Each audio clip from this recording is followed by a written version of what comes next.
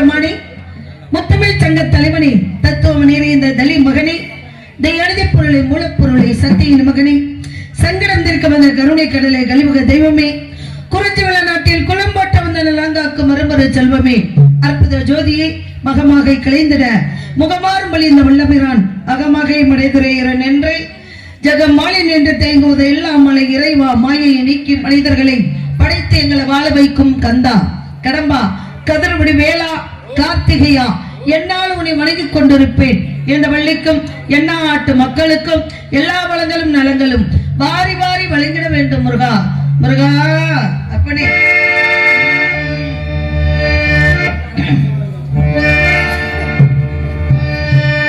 பால் காவடி பன்னீர் காவடி புஷ்ப காவடி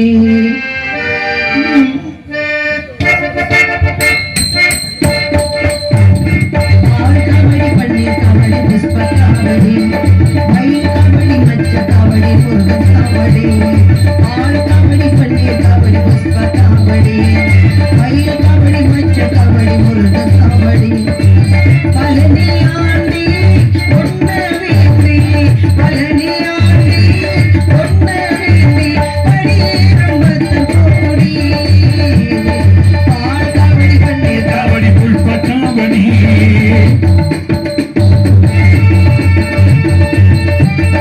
மயில் காவடி மச்ச காவடி முருகன் காவடி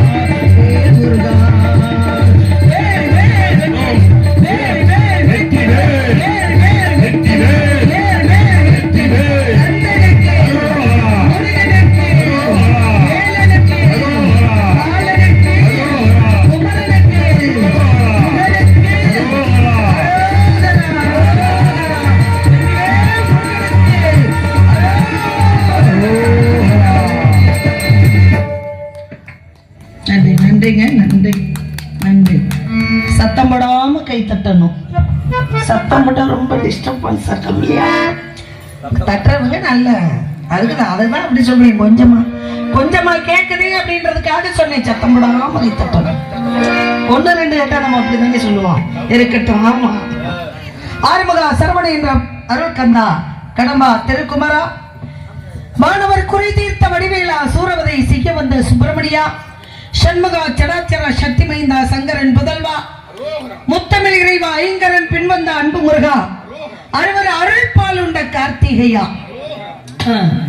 அப்பேற்பட்ட முருகப்பெருமானுடைய தாய் என்று சொல்லக்கூடிய ஆதிபராசக்தி அன்னை பராசக்தி அலைமகள் கலைமகள் மலைமகள் என்று சொல்லக்கூடிய ஆத்தாளை அண்டமல்லாம் பூத்தாளை ஆதி பராசக்தியை வணங்குவோமா?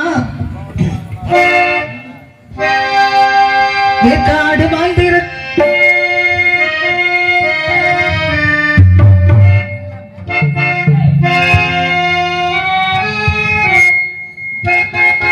வேக்காடு வாழ்ந்திருக்கும் ஆதி பராசக்தியவள்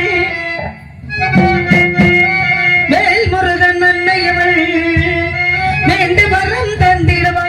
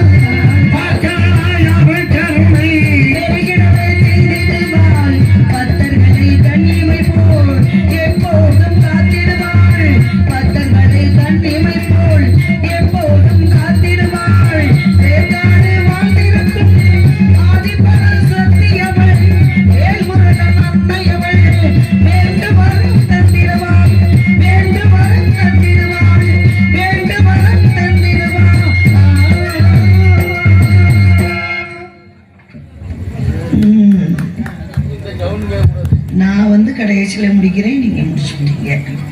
இருக்கட்டும், பரவாயில்லை. ஹலோ, வெளியில அழுது எங்களுக்கு எதுவுமே கேட்கலையே, என்ன விஷயம்? பாட்டு சூப்பரா இருக்கும். இல்லை எங்களுக்கு இன்னும் இருக்குது எதுவுமே கேட்கல. அவங்களும் சொல்ல மாட்டாங்க பயந்துக்கிட்டுப்பா, நான் பயப்பட மாட்டேன், திட்டு வாங்கினாலும் பரவாயில்லன்னு சொல்லி பிடிப்பேன். இது என் கெட்ட பழக்கம். பயமா இருக்கான், பெட்டியா இருக்கு, ஓடிட்டாரு, இருக்கட்டும். ஹலோ, முருகனுக்கு வர வேண்டும், வள்ளிக்கு மணமாலை தர வேண்டும். எப்பொழுது வருவார் எப்பொழுது வருவார் என்று வழி மீது வெளி வைத்து காத்து கொண்டிருக்கின்றேன்.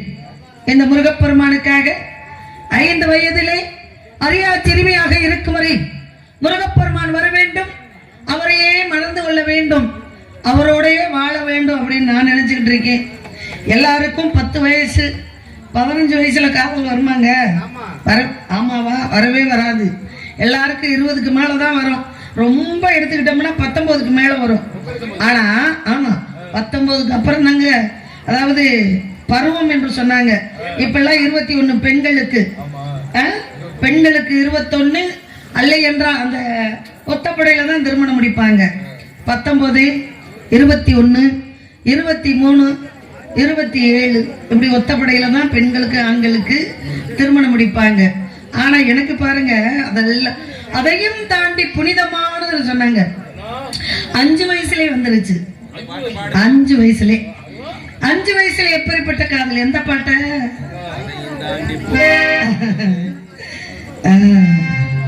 சரி, ஆகையினாலே இந்த 5 வயசுல முருகப்பெருமான் பார்த்து எப்பொழுதுமே ஒண்ணு வந்து திருமணம் முடிச்சுக்கிறேன் கவலைப்படாத அப்படின்னு சொல்லிட்டு போயிருக்காங்க. அவர் என்னைக்கு வருவாரு அப்படின்னு வழி மீது வெளி வைத்து காத்து கொண்டிருக்கின்றேன். காதல் என்றால் காதல் சாதாரண காதல் இல்லைங்க, தெய்வீக காதல்.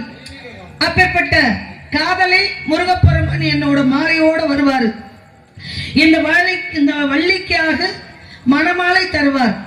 அவர் எப்பேற்பட்ட மணமாலை தருவார் என்றால் பூமாலையாக தருவார். அந்த பூமாலை எப்படி பாருங்க தெரியுமா? சொல்லவா? அதைத்தாங்க சொல்லிக்கிட்டு இருக்கேன் சின்ன வயசுல இருந்து.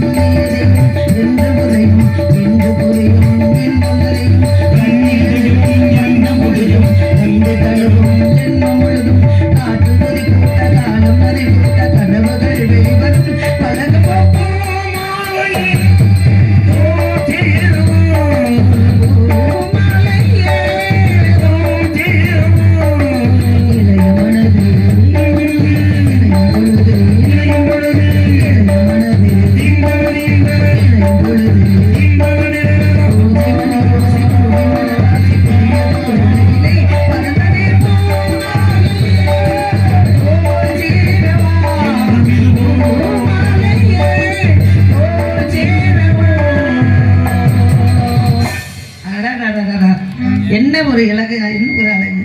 அழகு என்றால் அழகு. வாசிப்பாளர்கள் அருமையான ஒளிபெருக்கி, இப்பேற்பட்ட ஒளிபெருக்கி இருந்தால் மட்டும்தான் பாட முடியும் நம்மளால. ஏன்னா இந்த உலகத்திலே பிறந்து வளர்ந்து வாழ்ந்துகிட்டு இருக்கிறோம். இந்த வாழ்க்கை என்பது நாடக மேடை அப்படின்னு சொன்னாங்க. உலகம் என்பது நாடக மேடை, அதில் நாம் எல்லோரும் நடிகர்கள். ஒவ்வொருத்தவங்களும் ஒவ்வொருத்தவங்கள்ட்ட நடிச்சுக்கிட்டு இருக்கோம். எங்கே உண்மையா யாராவது பேசுறோமா?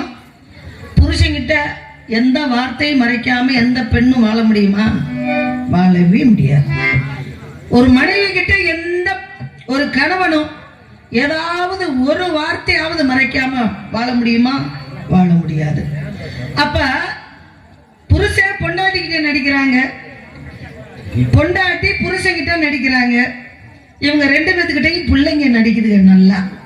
இப்படி ஒவ்வொருத்தவங்களும் ஒவ்வொருத்தவங்கள்ட்ட நடிச்சுதான் எந்த தொழில் செய்தாலும் அந்த தொழில கொஞ்சம் புண்ணியம் சேர்க்கணும் அப்படின்னாங்க.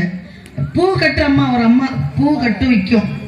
அந்த பூ கட்டுற அம்மா ஒரு 10 ரூபாய்க்கு பூ கேட்டோம்னா ஒரு 10 கண்ணி அந்த கொடுத்து, அடுத்து பார்த்தீங்கன்னா ஒரு 2 கண்ணி சேர்த்து கொடுக்கும். செய்யற தொழில்ல தர்மம், செய்யற தொழில்ல தர்மம். அதே மாதிரி பால்காரர் என்ன செய்வாரு?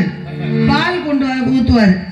அந்த பாத்திரத்துல பால் ஊத்தும் பொழுது கடைசியில கொஞ்சோண்டு கேன்ல இருந்து கொஞ்சம் ஊத்துவாரு. அது அவர் தர்மம். அதே மாதிரி கடைகள்ல பாத்தீங்கன்னா பலசர கடையில எண்ணெய் ஊத்துவாங்க. இந்த எண்ணெய் ஊத்தும் போது முதல்ல அந்த எண்ணெய் டப்பால இருந்து அப்படி முக்கும் போதே அதை சாத்திக்கிட்டு தான் முப்பாங்க. கடைசியில பார்த்தா அதுல இருந்து கொஞ்சோண்டு எடுத்து ஊத்துவாங்க. இது தொழில் தர்மம். எந்த தொழில் செய்தாலும் அந்த தொழில அந்த வேலையில மனசு வைத்து செய்யணும். இந்த உலகத்துல நம்மளை பெரிய ஆள் ஆக்குவது தொழில் மட்டும்தான். நம்ம உழைப்பு மட்டும்தான் நம்மளை பெரிய ஆள் ஆக்கும். நேர்மையாக அடுத்த ஒரு பொருள் மீது ஆசைப்படாமல், ஆமா, அடுத்தவர் கோயில் சொத்தை கொள்ளையடிக்க கூடாது, பங்காளி சொத்தை திருடக்கூடாது, இப்படி ஒவ்வொருத்தவங்க சொத்தையும் எடுக்க கூடாதுங்க. மாமன் மச்சனை சொத்தை அறவே தொடக்கூடாது. புரியுதுங்களா? எப்படா அவஞ்சாவே நம்ம எடுத்துக்கலாம்னு நினைக்க கூடாது. பொண்ணு எடுத்தவங்க எல்லாம் தப்பு கண்ணத்துல போட்டுக்கங்க. உலகத்துல நம்ம அப்படியெல்லாம் வாழ்ந்துகிட்டு இருக்கோம். அப்ப இந்த பூமியில எல்லாமே நம்ம வச்சுட்டு போறதுதான். எதையாவது கொண்டு போறோமா? அருணா கொடி போட்டுக்கிட்டு இருந்தா கூட அத்துக்கிட்டு போயிடுறாங்க. அருணா கொடி போட்டிருந்தா கூட அத்துக்கிட்டு போயிடுறாங்க. வாழ்ற வாழ்க்கையில நம்மளால முடிஞ்ச தானங்களும் தர்மங்களும் செஞ்சா நமக்கு தலைக்கு மேல வரக்கூடிய விஷயத்த கூட தலைப்பாகையோட போச்சு. எங்க போச்சு? மகாபாரதத்துல அன்றைக்கு தலைப்பாகையோட போச்சு. அதை போன்று அர்ஜுனனுக்கு அது மாதிரி நம்ம ஏதாவது வாழ்ற காலங்கள்ல நம்ம சம்பாதிக்கிறத, நேர்மையாக சம்பாதிக்கிறத, அதுக்குன்னுட்டே நான் உனக்கு அந்த வேலையை செஞ்சு கொடுக்குறேன், நீ எனக்கு 15,000 நீ கொடுத்துரு, எதுக்கு? லஞ்ச பணமா கொடுத்துரு அப்படி சொல்லி அதுல எல்லாம் வந்து தானங்கள் தர்மங்கள் செஞ்சா பழிக்காது, நடக்காது. ஆகையினால நம்ம உழைப்புல நம்ம தானங்களும் தர்மங்களும் செய்யணும். இந்த உழைப்புல தானங்கள், இப்ப தானம் யாருக்கு செய்யணும்? சோறு யாருக்கு போடணும்? பசித்தவனுக்கு சோறு போடணும். நம்ம சொந்த பந்தங்களா, எப்பா காது ஊத்து வைக்க போறோம், பிள்ளைக்கு மொட்டை போடணும், ஆமா, நம்ம தாய் பிள்ளை சொந்த பந்தம் இவங்களை வர வச்சு நல்ல ஆட்டுக்கறி கோழிக்கறி எல்லாம் அவிச்சு போட்டு சாப்பிட்டு போங்கன்னு சொன்னா அதுக்கு பேரு தானம் தர்மம் கிடையாது. கோயிலை கட்டிப்பார் குளத்தை வெட்டிப்பார்னு சொன்னாங்க. இந்த கோயிலை கட்டுவதற்கும் குளத்தை வெட்டுவதற்கும் கனவு கண்டாலுமே நம்மளுடைய பிறவி இருக்கு பார்த்தீங்களா? நம்மளுடைய பிறவி 7 ஜென்மம். அந்த 7 ஜென்மம் புண்ணியத்தை பெறுவோமா? இந்த கோயிலை கட்டி போடணுமையா அப்படின்னு எத்தனை பேர் அதுக்கு ரூபா போட்டு கட்டுறாங்களோ, கோயில் இருக்கிற இடம் பூரா தெப்பக்குள்ள இருக்கும். அப்ப இந்த கோயிலை கட்டிப்பாரு குளத்தை வெட்டிப்பாரு அப்படின்னா இந்த 2 தர்மங்களை நம்ம செஞ்சதுக்கு அப்புறம் இங்க என்ன நடக்கணும்? முக்கியமா அன்னதானம் நடக்கணும். இந்த அன்னதானத்துல யாரு வேணாலும் ரூபா தருவாங்க, அரிசி தருவாங்க, பருப்பு தருவாங்க, காய்கறி தருவாங்க. இந்த அன்னதானங்க உலகத்திலே மிகப்பெரிய தானம். தானத்திலே சிறந்த தானம் பொன் தானம், பொருள் தானம், மண் தானம், மணி தானம். எத்தனை தானங்கள் இருந்தாலும் அன்னதானமே உயர்ந்த தானம் அப்படின்னாங்க. இந்த அன்னதானத்தை வந்து மக்களுக்கு நம்ம கொடுக்கறதுக்காண்டிதான் எல்லாருக்கும் சொல்லி திருமணம் முடிக்கிறோம் வீட்டுல, எல்லாருக்கும் சொல்லி காது குத்து பண்றோம் வீட்டுல. எதுக்காக? இந்த காது குத்துனாலையும் இந்த திருமணத்தினாலையும், ஆமா, பேரு பெருநாடு, சொந்த பந்தம் பேரு பெருநாடு. பக்கத்தூர் அக்கத்தூர் எல்லாரும் வந்து நம்மள்கிட்ட சாப்பிட்டு நம்ம உணவை சாப்பிட்டு மனசார வாழ்த்திட்டு போகணும். இந்த ஒரு தர்மத்துக்கு தானத்துக்கு ஈடு எதுவுமே கிடையாது அப்படின்னாங்க. ஆகையினாலதான் இதெல்லாம் செய்யறது. நம்ம வாழ்ந்துகிட்டு இருக்கிறோம். தானங்களும் தர்மங்களும் ஏழை எளிய மக்களுக்கு செய்யணும். அதுல பாருங்க, திருமணம் முடிச்சு கொடுக்க முடியாத ஏழை மக்கள் நம்ம ஊர்ல இருப்பாங்க. பெண்ணோ ஆணோ இருப்பாங்க. பொம்பளை பிள்ளைக்கு தாங்க செய்யணும் அப்படின்றதெல்லாம் இல்லை, ஆண்களுக்கும் செய்யலாம். அதாவது அந்த திருமணத்தை எடுத்து முடிச்சு வைக்க கூட அவங்களுக்கு கொஞ்சம் கஷ்டம். இந்த திருமணத்தை கடன் வாங்கி நடத்துவாங்க இல்லையா, ரொம்ப அதாவது செலவே இல்லாம ரொம்ப முடிப்பாங்க, சிக்கனமா முடிச்சுக்கிட்டு இருப்பாங்க. அவங்களுக்கெல்லாம் நம்ம வந்து தானங்கள் தர்மங்களை செஞ்சோம்னா அவங்களுடைய கன்னி பெண்களுக்கும் கன்னி பசங்களுக்கும் தானங்கள் தர்மங்கள் செய்கிறது நம்ம குடும்பத்தை 7 ஜென்மம் வாழ வைக்கும். ஆகையினால அந்த தானங்கள் செய்வது ரொம்ப சிறப்பானது. இன்னொரு விஷயம் என்ன அப்படின்னா, நம்மளுடைய இந்த உலகம் வந்து மக்கள் தொகை அதிகமா போய்கிட்டே இருக்கிற காரணத்தினால பிறர் சொத்தை பிறர் மண்ணை நம்ம வாங்காட்டியும் பரவாயில்லை, நம்மளுடைய மண்ணை மனையை யாருக்கும் வித்துறக்கூடாதுங்க. ஒரு செங்கல் வாங்க முடியாது, வித்துட்டீங்கன்னா வாங்கவே முடியாது. அது 8 10 கோடிக்கணக்கில் போய்கிட்டு இருக்குது. அது இருக்கிற இடத்தை பொறுத்து. அதுக்கு தான் இடம் பொருள் ஏவல் அப்படின்னாங்க. அது இருக்கக்கூடிய அப்ப பிறர் சொத்தை நம்ம வாங்காட்டியும் பரவாயில்லை, நம்ம பிள்ளை குட்டிகளுக்கு நம்ம பேரம்பேத்திகளுக்கு அவன் 2 ஆம்பளை பிள்ளை பெற்றிருப்பான், அவன் 2 ஆம்பளை பிள்ளை பெற்பான், அவன் ஒரு 5 ஆம்பளை பிள்ளை பெற்பான். அவங்களுக்கு எல்லாம் எங்க போறது, வீட்டுக்கு எங்க போறது? அதனால எவ்வளவு கஷ்டப்பட்டு வாழ்ந்தாலும் சரி, உண்ண உணவு உடுத்த உடை இருக்க இருப்பிடம் மனுஷனுக்கு இது 3 நிரந்தரமா கிடைச்சா போதுங்க. அவனையே பெரிய பெரிய அறிவாளி, அவனே பெரிய சொத்துக்காரன். ஆகையினால இந்த பிறர் இடத்தை நம்ம வாங்காட்டியும் பரவாயில்ல, நம்மளுடைய இடங்களை யாருக்கும் வித்துறாதீங்க, வாங்க முடியாது என்று சொல்லி முருகப்பெருமான குறிஞ்சி முல்லை மருதம் நெய்தல் பாடுகின்ற 5 நிலைகளிலே குறிஞ்சி நிலமான நிலத்துக்கு சொந்தக்கார முருகப்பெருமான். இந்த முருகப்பெருமானை நான் தேடி வந்திருக்கேன். இவரை எங்கிட்டாவது இருப்பாரா, இந்த கூட்டத்தில் இருப்பாரா அப்படின்னு நான் நினைக்கிறேன். ஏன்னு தெரியுமா, தேடும் கண் பார்வை தவிக்க துடிக்க, தேடும் கண் பார்வை தவிக்க துடிக்க, சொன்ன பாட்டு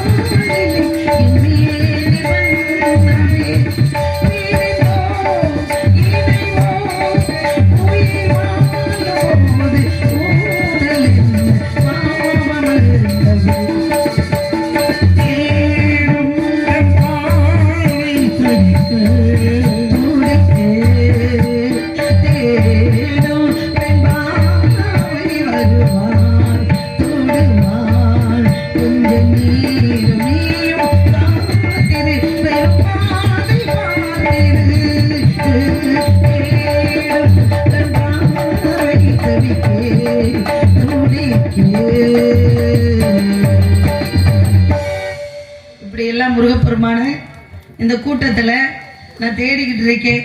நான் வந்து டப்பா பாட்டெல்லாம் பாடலைங்க, மெலோடி பாடிக்கிட்டு இருக்கேன்.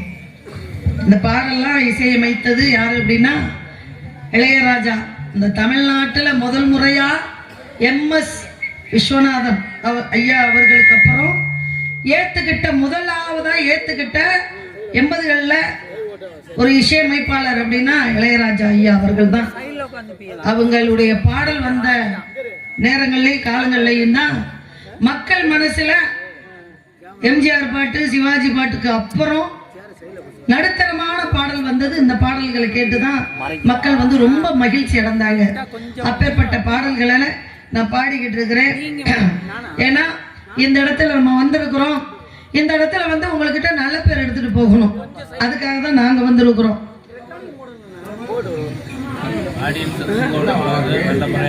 எனக்கு சொல்லிட்டு இருக்கிறாரு, பரவாயில்லை. ஆகையினாலே முருகப்பெருமான் வர வேண்டும், இந்த வள்ளிக்கு மணமாலை தர வேண்டும், எப்பொழுது வருவார் வருவார் என்று காதலாக நான் சொல்லிக்கொண்டே இருக்கணும்.